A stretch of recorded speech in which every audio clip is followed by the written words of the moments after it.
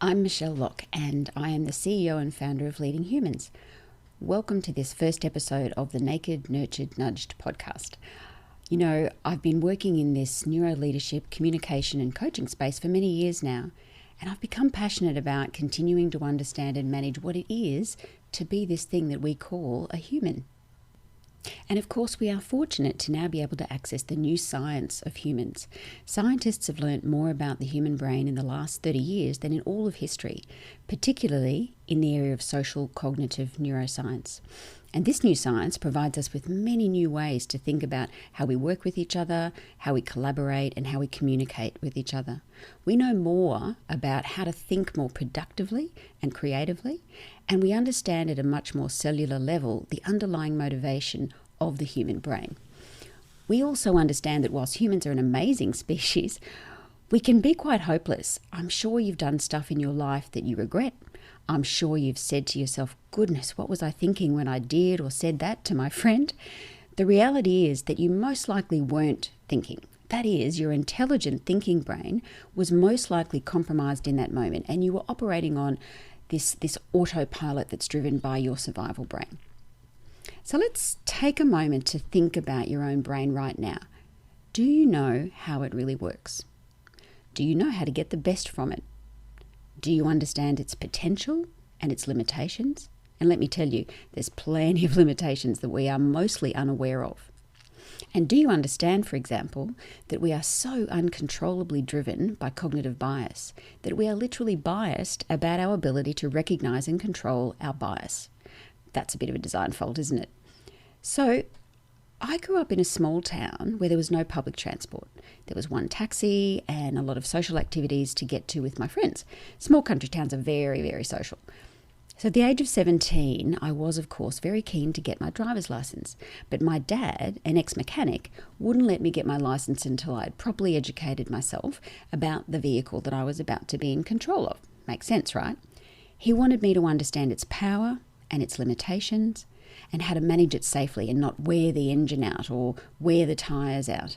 Something that over time can, of course, be quite costly. Most of us, of course, learn to drive a car quite easily, these days in particular, without needing to worry about gears and a clutch. It's pretty simple. Most of us can make a car go, we can make it stop, and we can use it to get us places.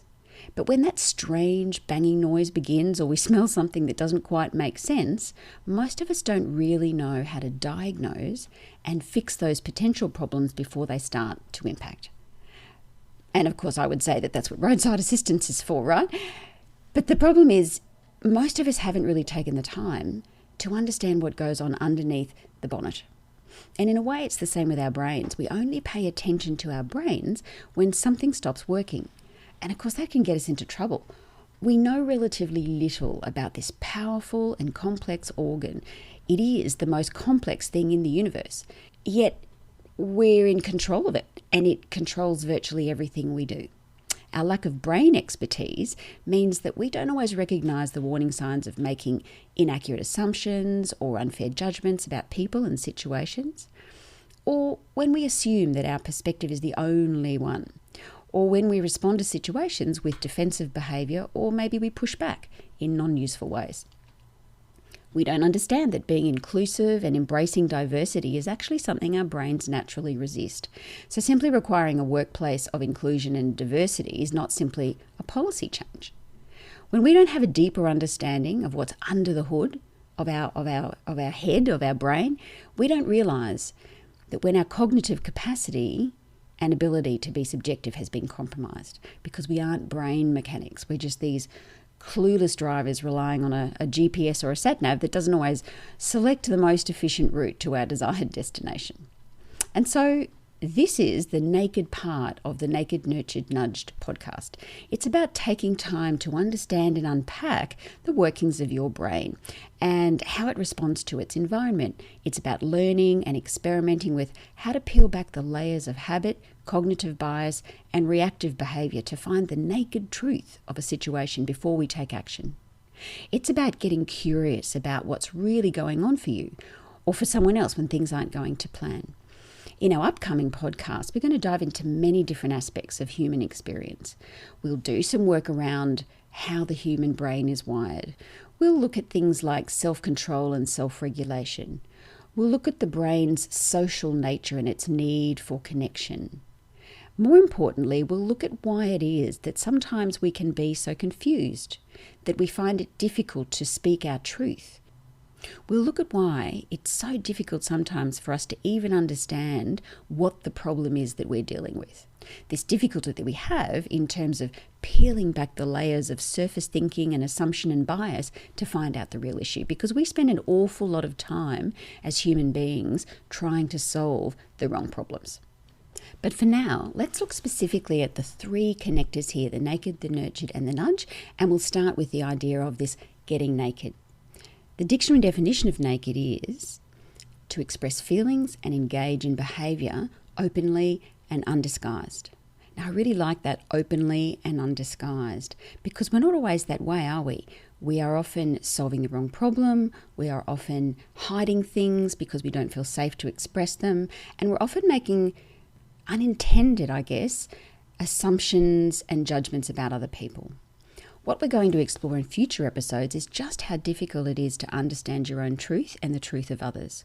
We'll be aiming to use some frameworks to diagnose what's going on so we can respond and prescribe better responses and solutions to everyday human challenges. Getting naked is about being able to strip away all the stuff that's not useful and focusing on the stuff that is. We'll explore the essence of human motivation and behaviour and play with how to manage it in more productive and useful ways. So let's get on to talking about the nurtured part of naked, nurtured, nudged. Now, I live in Australia, and here, whilst we may sometimes complain that we are overregulated in many aspects of our lives, there's one thing that I think most people will agree needs to be highly regulated, and that's the area of safety. Organisations have to, by law, do everything possible to ensure the safety of their workers, and mostly they do. However, when we think of workplace health and safety, we do tend to think more about the mining or the building industries and the use of personal protective equipment. The reality is that the psychological safety of a human being is as important under this legislation as physical safety. And it's just that psychological safety is much harder to measure, to understand, to diagnose, or to influence. So we tend not to focus on it as much and sort of cross our fingers and hope it'll all be fine. It turns out, though, that a sense of psychological safety, that is a sense of being looked after and nurtured and protected, is a major contributor to workplace performance, to creativity, to problem solving, to relationship building, and to great teamwork and collaboration. What we now know is that the slightest feeling of being unsafe in a work or a home environment, that is, not feeling like you can talk openly or honestly, not being able to challenge or to admit to failure, will significantly impede cognitive performance. In other words, your brain won't work as well and will be vulnerable to being defensive, being biased, or maybe even lashing out or going into avoidance and shutdown. So if we want to get the best from ourselves and from others in our workplace or our family, we need to understand how the brain needs to be nurtured. We need to feel a sense of psychological safety. This also requires us to develop exceptional self-leadership and develop exceptional self-leadership in others so that they can show up to work and in their homes and lives as fully functional humans. Developing self-leadership means developing the presence to know when we're not feeling safe and are not behaving or thinking in useful or functional ways, and having strategies to refocus and move to more useful states. If you're a parent or a carer, this is about supporting your children to develop that self-leadership as well, so that they can grow to be fully functional members of our society and great contributors to their workplaces and community. The dictionary meaning of nurture is to help or encourage the development of someone or something. Or, alternatively, to care for and protect someone or something while they're growing. It fits perfectly into this idea of humans needing to be nurtured. But now let's go to the final of the three N's, the nudged part. This is my passion area. Nudging in this context means lots of things, but it manifests in how we prime our communication and how we engage in conversations. I openly advocate a coaching approach to learning how to master conversations, because when you train and master the art of coaching, in particular the kind of coaching that we teach at Leading Humans, which is brain-based, human-centered coaching, it's not so much about what you do or say as a coach. It's about who you become. It's about who you evolve into. It's about your mindset and your skill set. It's about being present and thoughtful and curious and empathetic. And the patient human that you become believes in the possibility and potential of others. A masterful coach learns to notice and to avoid judgment. A masterful coach learns how to help other humans to help themselves, gifting them with the reward of confidence in themselves and their ability, which of course fosters better performance. There is such a thing in behavioural economics and science as nudge theory. In essence, nudge theory proposes that positive reinforcement and indirect suggestions, or in the conversation world, deliberately focusing people's attention to things that are useful, are ways to influence the behaviour and decision-making of groups and individuals. Nudging is sort of the opposite of education campaigns or legislation or enforcing a policy. Here's an example, and if you happen to have had the experience of being a parent to a toddler at a grocery store, you'll know what I'm talking about in this example. Supermarkets make more profit on chocolates and lollies than they do on fresh food and healthy snacks, so they put the less healthy snacks at the checkout. I once remember being so upset when my supermarket changed the lolly and chocolate shelves to be in the same aisle as the nappies and the baby food. You can imagine how difficult it was to get to the end of that aisle without either a tantrum or some additions to the grocery trolley. So what they're in effect doing is aligning the world to nudge people to make a decision or a choice that they may not have done otherwise, without actually telling them to do that. There are many, many ways to nudge a human, but if you can help someone pay attention to what's needed and help them to work out how they're going to do that, there is an increased likelihood that they will act upon it, even if initially it was something they were wanting to avoid. In an experiment in the Netherlands, and in an attempt to shift people from unhealthy to healthy snack options, with, I guess, a bigger focus on community health, the health authorities found that people in snack shops in train stations purchased more fruit and healthy snack options when they were relocated next to the cash register. People's attention was nudged and they remembered they wanted to be more healthy, and there was the snack. In fact, in 2016, Australia formed its own nudge unit following one that New South Wales had set up in 2012. It's called BETA, the Behavioural Economics Team of Australia, and it uses techniques from social engineering, psychology and marketing to influence public thinking and decision making to improve compliance within government policy, thereby decreasing compliance costs. So yes, you and I are constantly being nudged by governments, advertising agencies and social media platforms. You could say that nudging is the new influence. You see, in reality, as humans, we don't like to be told what to do. We prefer to decide for ourselves, or at least think we have decided for ourselves. I would argue that even when someone asks you, what should I do, and it seems obvious that they want you to tell them, in most cases they do already have some thoughts in mind. When you just jump in and start waxing lyrical with your incredible knowledge and pre-prepared solutions, people feel not listened to, or that their ideas or thoughts haven't been considered, that you haven't even been curious enough to understand what they are thinking already. So likewise, when governments or leaders in organisations or our parents tell us we have to do something, humans push back.